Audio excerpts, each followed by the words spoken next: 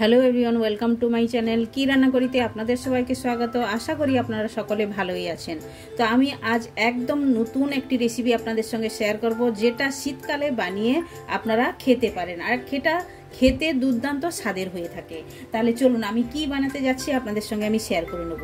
শীতকালের সব রকম সবজি দিয়ে আপনারা মেথি রাইস বানিয়ে ফেলুন, মানে মেথি চাল, যেটা আপনারা বলে থাকি বাংলা ভাষাতে মেথি ভাত বলতে পারেন কিংবা মেথি রাইস বলতে পারেন।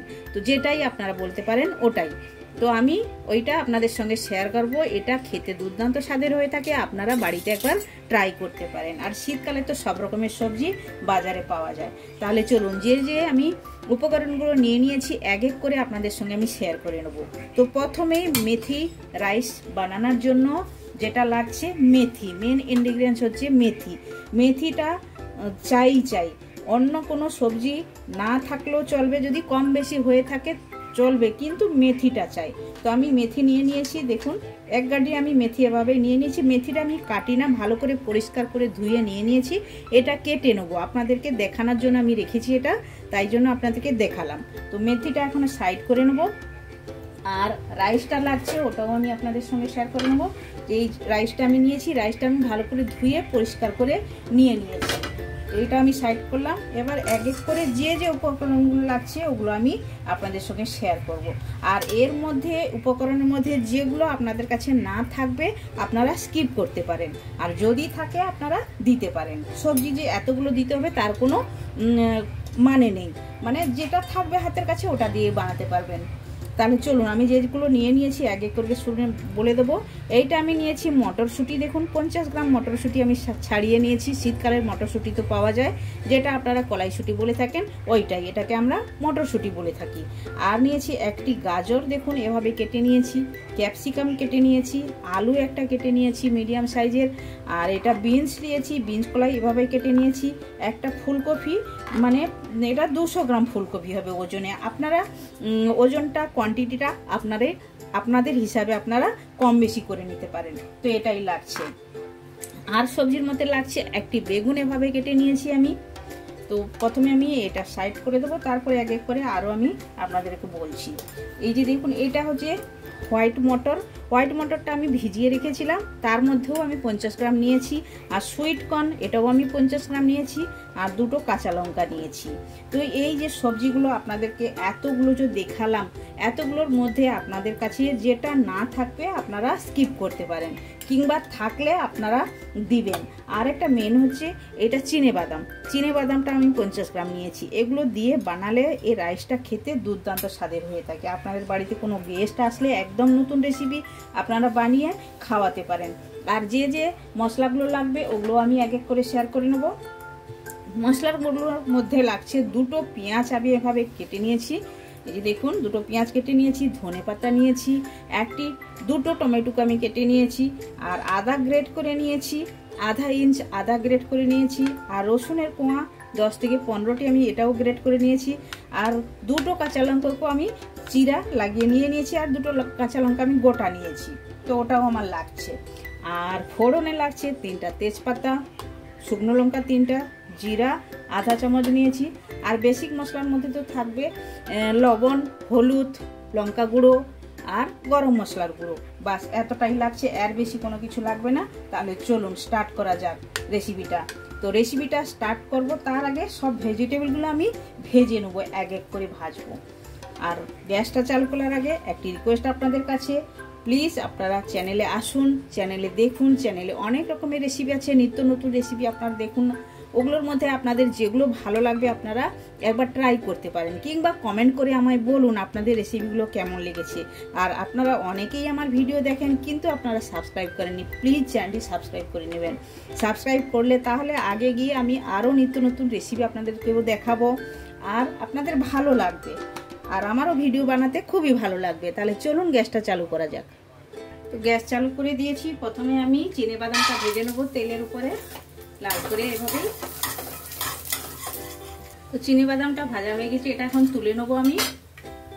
তো এইভাবে এক এক করে সব ভেজিটেবলগুলো ভেজে নেবো। প্রথমে আলুটা দেব, আলুটাও আমি লবণ আর হলুদ দিয়ে ভেজে নেবো। আর একই সঙ্গে আমি ফুলকপিটাও অ্যাড করে দেবো।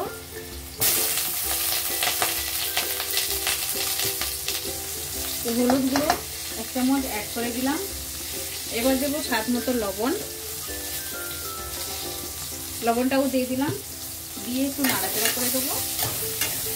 এভাবে এক এক করে সব ভেজিটেবলগুলো ভেজে নেবো। প্রথমে ওই আলু ফুলকপির সঙ্গে আমি গাজর আর বিনসটাও অ্যাড করে দিয়েছি, ওটাও ভেজে নেবো। আরও যে ভেজিটেবল আছে এক এক করে সব আমি দিয়ে দেবো। যেমন ক্যাপসিকাম আছে, এটাও আমি দিয়ে দিলাম। অ্যাড করে দেবো বেগুন, আর এখন অ্যাড করে দেবো এই যে আমি ভেজানো মটরটা রেখেছি, এটাও আমি অ্যাড করে দেবো। ভেজানো মটরটা এটাও আমি অ্যাড করব,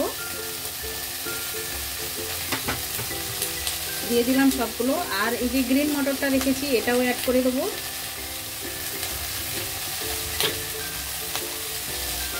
আর একটু নাড়াচাড়া করবো। নাড়াচাড়া করলাম। এখন আমি যে সুইট কর্নটা রেখেছি ওটাও আমি অ্যাড করব এটাতে। দেখুন এই যে সুইট কর্ন নিয়েছি, এটাও আমি অ্যাড করে দেবো। আপনাদের কাছে যে ভেজিটেবল হাতের কাছে থাকবে ওগুলো দিয়ে আপনারা বানাতে পারেন। এমন নয় যে আমি যেগুলো দিয়েছি এগুলোই চাই, এমন কিছু নয়। আপনাদের কাছে যেগুলো থাকবে ওগুলো। আর একটু স্বাদ মতো লবণও অ্যাড করে দেবো, সবজির মধ্যে লবণটা কম পড়বে। দিয়ে দিলাম। এবার একটু লাল করে ভালো করে ভাজতে হবে। তো সব ভেজিটেবলগুলো ভালোভাবে কষিয়ে নিয়েছি, এটা এখন নামিয়ে নেবো আমি। তো কড়াইটা আমি বসিয়ে দিয়েছি আলাদা একটা কড়াই। এখন তেল অ্যাড করে দেবো। তেলটা আমি দিয়ে দিলাম। তেলটা একটু গরম হওয়ার জন্য অপেক্ষা করব। তো তেলটা গরম হয়ে গেছে। প্রথমে আমি দিয়ে দেবো তেজপাতা, শুকনো লঙ্কা আর জিরা দিয়ে দিলাম। এটা একটু লাল করে ভাজার জন্য অপেক্ষা করব, খুবই সুন্দর একটা খুশবু আসা পর্যন্ত। এখন আমি অ্যাড করে দেবো কুচনো পেঁয়াজ। পেঁয়াজটাও ব্রাউন করে ভেজে নেবো প্রথম। সব পেঁয়াজগুলো দিয়ে দিলাম, দিয়ে ভালো করে ব্রাউন করে ভেজে নিতে হবে। তো পেঁয়াজটা হালকা হালকা ব্রাউন হয়ে গেছে। এখন আমি অ্যাড করে দেবো রসুন। তো রসুনটা দিয়ে এটাও আমি কষিয়ে নেবো ভালো করে, খুশবু আসা পর্যন্ত। এখন আমি অ্যাড করে দেবো গ্রেট করে রাখা আদা। আদাটা দিয়েও আমি ভালোভাবে কষিয়ে নেবো। তো আদা রসুনটা ভালোভাবে আমি কষিয়ে নিয়েছি, খুবই সুন্দর একটা খুশবু আসছে ভাজা ভাজা। তো এখন আমি অ্যাড করে দেবো টমেটো কুচনো আর লঙ্কা কুচনো দিয়ে দিলাম। দিয়ে এটাও নাড়াচাড়া করব। সব খাওয়া পর্যন্ত ভালো করে এভাবে ভেজে নিতে হবে। দেখুন এই রেসিপিটা খুবই টেস্টি হয়ে থাকে, আপনারা একবার ট্রাই করতে পারেন বাড়িতে।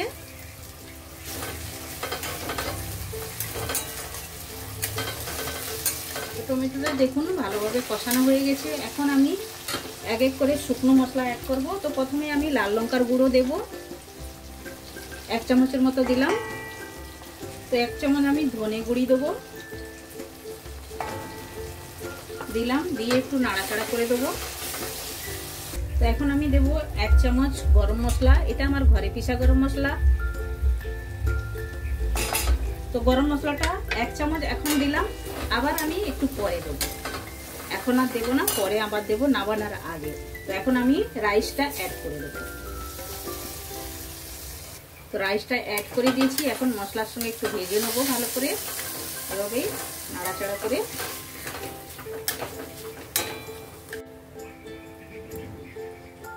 তো রাইসটা ভালো করে আমি ভেজে নিয়েছি। এখন আমি অ্যাড করে দেবো গরম জল। গরম জল করে রেখেছি, ওটাই আমি অ্যাড করব। তো গরম জলটা আমি অ্যাড করে দিলাম। দিয়ে রাইসটা আধার বেশি সেদ্ধ হবে, তারপরে আমি ভেজিটেবল অ্যাড করব। এখন আমি ভেজিটেবলটা অ্যাড করলাম না। এখন আমি অ্যাড করে দেবো হলুদ গুঁড়ো। তো এখন আমি অ্যাড করে দেবো ভেজে রাখা ভেজিটেবলগুলো। সবগুলো একই সঙ্গে আমি অ্যাড করে দিলাম, ভেজে রেখেছিলাম। চালটা আমার একটু সেদ্ধ হয়েছে, তারপরে আমি অ্যাড করলাম। এখন চাল আর ভেজিটেবল একই সঙ্গে ভালোভাবে সিদ্ধ হবে। আর মেথিটা আমি নাবানার একটু আগে অ্যাড করব। মেথি এখন থেকে যদি অ্যাড করে দেন তাহলে মেথির কোনো টেস্ট পাবেন না। মেথি রাইসের টেস্টটা পাওয়ার জন্য মেথিটা লাস্টেই দিতে হবে, এখন নয়। তো দেখুন ঢাকনাটা আমি খুলে দিয়েছি আর রাইসটা দেখুন ওর থেকে বেশি মানে ভালোভাবে সেদ্ধও হয়ে গেছে আর গোটাও আছে। দেখুন এভাবেই থাকবে, দেখুন সেদ্ধ হয়ে গেছে আর সবজিগুলোও সিদ্ধ হয়ে গেছে আমি দেখলাম। তবু দেখে নেবো, ফুলকপি তো আগেই সেদ্ধ হয়ে যাবে, টাইম তো লাগবে না, কারণ এগুলো আমি ফ্রাই করে নিয়েছি। দেখুন সেদ্ধ হয়ে গেছে আর আলুও সেদ্ধ হয়ে গেছে ভালোভাবে। এখন আমি অ্যাড করে দেবো এটাতে যে আমি কেটে রেখেছি মেথি। মেথিটা আমি অ্যাড করব, ভালো করে মিশিয়ে দেবো এটাতে। এভাবে ভালো করে মিশিয়ে দিতে হবে আর এটাতে একটু শুকনো শুকনো এইভাবেই হবে। আর যদি আপনাদের দরকার হয় একটু জল দিতে পারেন। সাধারণত এটা বেশি জল থাকবে না, একটু শুকনো শুকনোই হবে। প্রথমে আমি এটা নাড়াচাড়া করে দিলাম ভালোভাবে, দিয়ে আমি একটু ঢাকনা লাগিয়ে রাখবো।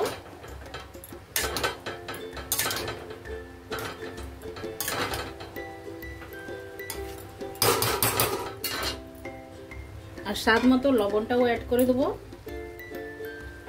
তো এখন আমি অ্যাড করে দেবো যে ভেজে রাখা চিনিবাদাম আর দুটো কাঁচা লঙ্কা, এগুলো দিয়ে দিলাম। আর অ্যাড করব কুচনো ধনেপাতা, দিয়ে একটু নাড়াচাড়া করে দেবো ভালো করে। একদম অলমোস্ট তৈরি হয়ে গেছে। আর এখন আমি লাস্টে গরম মশলা 1 চামচ দেবো।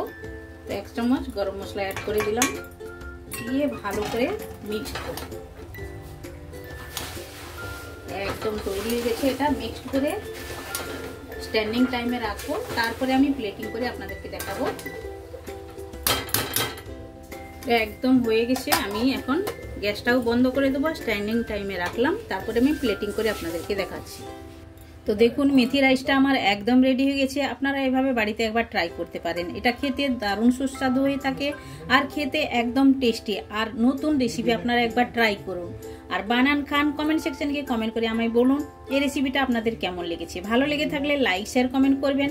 আর যারা এখনো পর্যন্ত চ্যানেলটি সাবস্ক্রাইব করেননি প্লিজ চ্যানেলটি সাবস্ক্রাইব করে নেবেন, তাহলে নিত্য নতুন রেসিপি আপনার সঙ্গে সঙ্গেই দেখতে পাবেন। আবার দেখা হচ্ছে নতুন কোনো রেসিপির সঙ্গে। সবাই ভালো থাকবেন, সুস্থ থাকবেন। আপনারা আপনাদের কিমতি টাইমটা আমায় দেওয়ার জন্য আপনাদেরকে অনেক অনেক ধন্যবাদ।